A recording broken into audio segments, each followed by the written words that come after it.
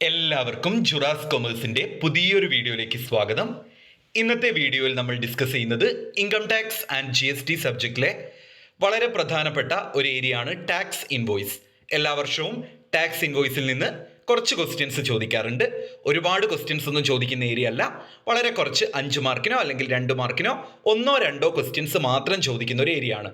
എന്നാലും ഞാനിത് വീഡിയോയിൽ ഉൾപ്പെടുത്താൻ കാരണം ഇതിൽ വളരെ എളുപ്പത്തിലുള്ള ചെറിയ കണ്ടൻസ് മാത്രമേ പഠിക്കാനുള്ളൂ. അത് നല്ല രീതിയിൽ പഠിച്ചെടുത്താൽ എല്ലാവർക്കും ഇതിൽ നിന്ന് ചോദിക്കുന്ന ആ ഒരു 7 മാർക്കോ അല്ലെങ്കിൽ ഒരു 5 മാർക്കിന്റെ ക്വസ്റ്റ്യനേ ഉണ്ടാവുള്ളൂ. അത് നമുക്ക് സ്കോർ ചെയ്തെടുക്കാം. ഓക്കെ, അപ്പം നമുക്ക് വീഡിയോയിലേക്ക് പോവാം. ആദ്യം തന്നെ ടാക്സ് ഇൻവോയ്സ് എന്താണ്? Tax invoice it is a document issued by the seller to buyer. Seller ബയർക്ക് ഇഷ്യൂ ചെയ്യുന്ന ഒരു ഡോക്യുമെൻ്റ് ആണ്. ഇപ്പോൾ ഇൻവോയ്സ് എന്നൊക്കെ പറയുമ്പോൾ നിങ്ങൾക്ക് അറിയാം, ഒരു ബില്ല് ആ ഒരു രീതിയിലുള്ള സംഭവമാണെന്ന്. അപ്പോൾ ടാക്സ് ഇൻവോയ്സ് എന്ന് കണ്ടാൽ നിങ്ങൾ ഓർത്ത് വെക്കേണ്ട കാര്യം അതൊരു ഡോക്യുമെൻ്റ് ആണ്. സെല്ലർ ബയർക്കാണ് അത് ഇഷ്യൂ ചെയ്യുന്നത്. It should include description of the goods, quantity, value and tax charged on the supply. അതായത് ആ ഒരു ടാക്സ് ഇൻവോയ്സിൽ എന്തെല്ലാം കാര്യങ്ങളാണ് ഇൻക്ലൂഡ് ചെയ്യുന്നത്? ഗുഡ്സിനെ കുറിച്ചുള്ള ഡിസ്ക്രിപ്ഷൻ ഉണ്ടായിരിക്കും, ഗുഡ്സിൻ്റെ ക്വാണ്ടിറ്റി, ഗുഡ്സിൻ്റെ വാല്യൂ, ഗുഡ്സിന് മേൽ ചാർജ് ചെയ്യുന്ന ടാക്സ്, ആ കാര്യങ്ങൾ അതിൽ ഉൾപ്പെടുത്തിയിട്ടുണ്ടാകും. അപ്പോൾ ടാക്സ് ഇൻവോയ്സ് എന്താണെന്ന് നിങ്ങൾ പഠിച്ചെടുത്തു. അപ്പോൾ ആ ഒരു കീവേഡ് ഓർത്താൽ മതി. ഒന്നാമത്തത് ടാക്സ് ഇൻവോയ്സ് ഒരു ഡോക്യുമെൻ്റ് ആണ്. അതുപോലെ തന്നെ അത് സെല്ലർ ബയർക്കാണ് അതെന്ത് ചെയ്യുന്നത്, ഇഷ്യൂ ചെയ്യുന്നത്. It should include description of the goods, quantity, value and tax charged on the supply. അതായത് അതിൽ ഗുഡ്സിനെ കുറിച്ചുള്ള ഡിസ്ക്രിപ്ഷൻ ഉണ്ടാകും, അതിൻ്റെ ക്വാണ്ടിറ്റി, അതുപോലെ തന്നെ അതിൻ്റെ വാല്യൂ, ഈ കാര്യങ്ങളെല്ലാം തന്നെ ഉൾപ്പെടുത്തിയിട്ടുണ്ടാകും. അതാണ് ടാക്സ് ഇൻവോയ്സ്. ഇനി ടാക്സ് ഇൻവോയ്സിൻ്റെ ഇമ്പോർട്ടൻസ്, അതായത് ടാക്സ് ഇൻവോയ്സുമായിട്ട് ബന്ധപ്പെട്ട എന്തുണ്ടെങ്കിലും ഇത് എഴുതിയാൽ മതി. ഇമ്പോർട്ടൻസ്, അഡ്വാൻറ്റേജ് അല്ലെങ്കിൽ significance. It is the proof of supply of goods or services. Goods or സർവീസസിൻ്റെ സപ്ലൈ നടന്നു എന്നതിൻ്റെ ഒരു പ്രൂഫ് അല്ലെങ്കിൽ ഒരു തെളിവാണ് ടാക്സ് ഇൻവോയ്സ്. നമുക്കറിയാം ഇൻവോയ്സ് എന്നൊക്കെ പറയുന്നത് എന്താണ്? ഒരു തെളിവാണല്ലേ. അപ്പോൾ it is the proof of supply of goods or services. It is required to claim input tax credit. അതായത് ഇൻപുട്ട് ടാക്സ് ക്രെഡിറ്റ് ക്ലെയിം ചെയ്യണമെങ്കിൽ ടാക്സ് ഇൻവോയ്സ് ആവശ്യമാണ്. It ensures compliances with GST laws and regulations. ടാക്സ് ഇൻവോയ്സ് ഉണ്ടെങ്കിൽ നമുക്ക് പറയാം അവരെന്ത് ചെയ്യുന്നു, GSTയുടെ റൂൾസ് ആൻഡ് റെഗുലേഷൻസ് ഫോളോ ചെയ്യുന്നുണ്ടെന്ന് പറയാം. It helps in maintaining accurate accounting records. കൃത്യമായ അക്കൗണ്ടിങ് റെക്കോർഡ്സ് മെയിൻറ്റെയിൻ ചെയ്യാൻ ടാക്സ് ഇൻവോയ്സ് സഹായകരമാകുന്നു. It provides N audit trail for transaction. ട്രാൻസാക്ഷൻ്റെ ഒരു ഡോക്യുമെൻ്ററി എവിഡൻസ് ആയിട്ട് നമുക്ക് എന്തിനെ എടുക്കാം? ടാക്സ് ഇൻവോയ്സിനെ എടുക്കാം. അപ്പം ടാക്സ് ഇൻവോയ്സ് എന്താണെന്നൊന്ന് ഓർത്ത് നോക്കിക്കേ.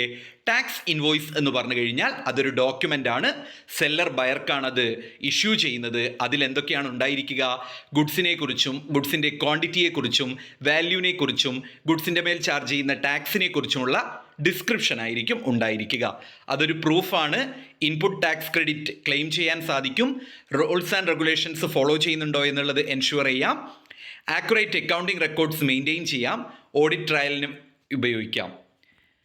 ഇനി എക്സാമിന് ചോദിച്ച് കാണുന്ന ഒരു ഏരിയ ആണ് content of tax invoice. Tax ഇൻവോയ്സിലെ കണ്ടന്റ് എന്തൊക്കെയാണ്? ഒരു 7 എണ്ണമെങ്കിലും പഠിച്ചു വെച്ചോളൂ. Name of registered supplier. ആ രജിസ്റ്റർ ചെയ്തിട്ടുള്ള സപ്ലയറുടെ നെയിം ഉണ്ടായിരിക്കും. Address of registered supplier. ആ ഒരു രജിസ്റ്റേർഡ് സപ്ലയറുടെ അഡ്രസ്സ് ഉണ്ടായിരിക്കും. ഇപ്പം 2 കാര്യങ്ങൾ പഠിച്ചു. ഇപ്പം നമ്മൾ കണ്ടന്റ് ഓഫ് ടാക്സ് ഇൻവോയ്സ് എന്തായാലും ചോദിക്കും എന്ന് നമുക്ക് പ്രതീക്ഷിച്ചിട്ട് പോവാം. ഓക്കെ, കാരണം ഒരുവിധം ക്വസ്റ്റ്യൻ പേപ്പറിലെല്ലാം ഉണ്ട് ടാക്സ് ഇൻവോയ്സ് എന്താണെന്ന്. അപ്പം നമ്മൾ ആദ്യം തന്നെ ടാക്സ് ഇൻവോയ്സിൻ്റെ കണ്ടന്റ് ചോദിച്ചാൽ മീനിങ് എഴുതും. അതൊരു ഡോക്യുമെൻ്റ് ആണ്. അതാരാണ്? ബയർ സെല്ലർക്കാണ് ഇഷ്യൂ ചെയ്യുന്നത്. അതിൽ എന്തൊക്കെ കാര്യങ്ങളാണ് ഇൻക്ലൂഡ് ചെയ്യുന്നത്? ഗുഡ്സിനെ കുറിച്ചുള്ള ഡിസ്ക്രിപ്ഷൻ, വാല്യൂ, ക്വാണ്ടിറ്റി, അതുപോലെ തന്നെ ടാക്സ് ചാർജ്ഡ്. ദെൻ അതിൻ്റെ കണ്ടന്റ് നമ്മൾ എഴുതും. ഒന്നാമത്തത് name of registered supplier. Registered സപ്ലയറുടെ name. Name of address of registered supplier. Registered സപ്ലയറുടെ address. Name and address of recipient. റെസിപ്പിയൻറ്റിൻ്റെ നെയിമും അഡ്രസ്സും ഉണ്ടായിരിക്കും. GSTIN ഓഫ് റെസിപ്പിയൻറ്റ്, റെസിപ്പിയൻറ്റിൻ്റെ GSTIN ഉണ്ടായിരിക്കും. കോൺസിക്യൂട്ടീവ് സീരിയൽ നമ്പർ കൊടുത്തിരിക്കും. Date of issue of tax invoice, tax invoice issue ചെയ്യുന്നതിൻ്റെ ഡേറ്റ് ഉണ്ടായിരിക്കും. HSN code of goods or services, goods or സർവീസസിൻ്റെ HSN കോഡ് ഉണ്ടായിരിക്കും. ഗുഡ്സ് ഓർ സർവീസസിൻ്റെ ഡിസ്ക്രിപ്ഷൻ ഉണ്ടായിരിക്കും. ക്വാണ്ടിറ്റി ഉണ്ടായിരിക്കും. ടോട്ടൽ വാല്യൂ ഉണ്ടായിരിക്കും. ടാക്സബിൾ വാല്യൂ ഉണ്ടായിരിക്കും. എമൗണ്ട് ഓഫ് ടാക്സ് ഉണ്ടായിരിക്കും. ആപ്ലിക്കബിൾ ടാക്സ് റേറ്റ് ഉണ്ടായിരിക്കും. സിഗ്നേച്ചർ ഓഫ് ദി സപ്ലയർ, സപ്ലയറുടെ സിഗ്നേച്ചർ ഉണ്ടായിരിക്കും. അപ്പം ടാക്സ് ഇൻവോയ്സും അതിൻ്റെ കണ്ടന്റും സ്കിപ്പ് ചെയ്യരുത്. ഞാൻ ഒന്നുകൂടെ റിപ്പീറ്റ് ചെയ്ത് പറയാണ്, അത് പഠിച്ചിരിക്കണം. കണ്ടന്റൊക്കെ ഞാൻ വളരെ ഷോർട്ടായിട്ട് ഈ നോട്ടിൽ കൊടുത്തിട്ടുണ്ട്. ഇതെല്ലാവരും ഒന്ന് പഠിച്ചു വെക്കുക. വീഡിയോ പോസ് ചെയ്ത് ഒരു 6-7 പോയിന്റ് ഓർത്ത് വെക്കുക ആദ്യം. എന്നിട്ട് വീണ്ടും അതൊന്ന് ഒരു പേപ്പറിലേക്ക് നോട്ട് ചെയ്ത് വെക്കുക. ഇപ്പോൾ ഒരുപാട് സ്റ്റുഡൻസ് എനിക്ക് വാട്സപ്പിൽ, ഇത് ഞാൻ എല്ലാവരോടത്തും ഷെയർ ചെയ്യാണ്, വാട്സപ്പിൽ മെസ്സേജ് അയക്കാറുണ്ട്.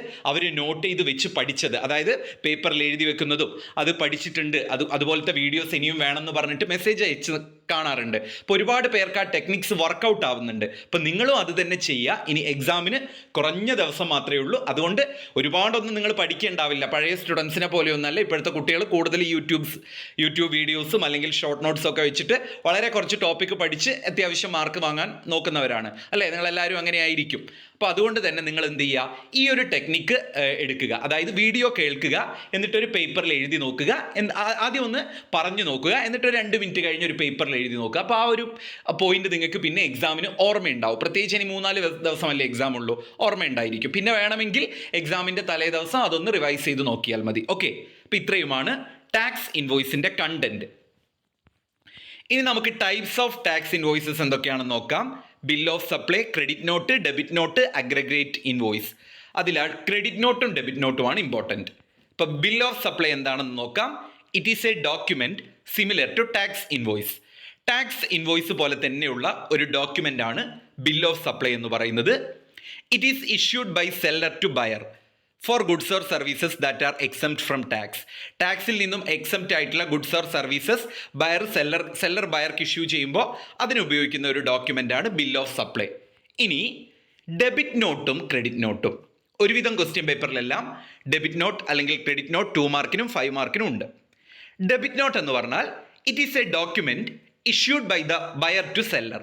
ബയർ സെല്ലർക്ക് ഇഷ്യൂ ചെയ്യുന്നതാണ് എന്ത്, ഡെബിറ്റ് നോട്ട്. അപ്പോൾ ക്രെഡിറ്റ് നോട്ട് നേരെ ഓപ്പോസിറ്റ് ആണ്, സെല്ലർ ബയർക്ക് ഇഷ്യൂ ചെയ്യുന്നതാണ്. Debit note shows increase in tax liability or price of goods or services. പക്ഷേ ക്രെഡിറ്റ് നോട്ടോ it shows decrease in tax liability or price of goods or services. ഇനി നമുക്ക് debit നോട്ടും credit നോട്ടും തമ്മിലുള്ള ഡിഫറൻസസ് നോക്കാം. Debit note represent positive amount. Debit note positive amount ആണ് represent ചെയ്യുന്നത്. Credit note represent negative amount. Credit നോട്ടിൽ negative amount ആണ് റെപ്രസെൻറ്റ് ചെയ്യുക. Debit note exchanged for credit note. Debit note credit നോട്ടുമായിട്ട് എക്സ്ചേഞ്ച് ചെയ്യാം. ക്രെഡിറ്റ് നോട്ട് ഡെബിറ്റ് നോട്ടുമായിട്ടും exchange ചെയ്യാം. Debit note issued by buyer. Buyer ആണ് ഡെബിറ്റ് നോട്ട് ഇഷ്യൂ ചെയ്യുന്നത്. Credit note issued by seller. Credit note issue ചെയ്യുന്നത് സെല്ലറാണ്. Debit note increases tax liability. Debit note tax liability increase ചെയ്യുന്നുണ്ട്. Credit note decreases tax liability. Credit note tax liability decrease ചെയ്യുകയാണ് ചെയ്യുന്നത്. Debit note effects in minimisation in accounts receivable. Accounts റിസീവബിളിനെ minimise ചെയ്യുന്നു. Credit note accounts പേബിളിനെ minimise ചെയ്യുന്നു. ഇതാണ് debit നോട്ടും credit നോട്ടും. അപ്പോൾ ഡെബിറ്റ് നോട്ടും ക്രെഡിറ്റ് നോട്ടും പഠിച്ചു വെക്കുക. Then content of debit note അല്ലെങ്കിൽ credit note. Name of supplier, address of supplier, GSTIN of supplier, name of recipient, address of recipient, GSTIN of recipient. 6 point പഠിക്കാൻ ഒരു കുഴപ്പമില്ല. നെയിമും അഡ്രസ്സും GSTIN ആരിതൊക്കെ, സപ്ലയറുടെയും റെസിപ്പിയൻറ്റിൻ്റെയും. 6 പോയിന്റ് ആയില്ലേ. Then nature of the document, പിന്നെ date of issue of document, rate of tax, amount of tax debited or credited.